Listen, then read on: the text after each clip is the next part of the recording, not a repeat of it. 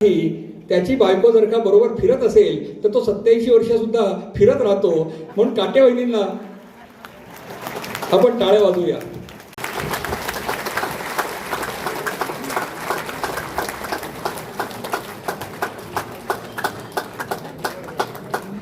काटे सर आणि सुमनताई या नावावरनं अनेक ठिकाणी उपमा होतात, हो का नाही?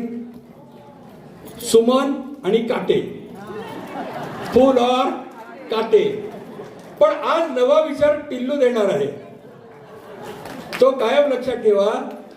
काटे म्हणजे काय तर हे फुलाचे नाही, हे घड्याळाचे काटे आहेत, ज्यांच्यामुळे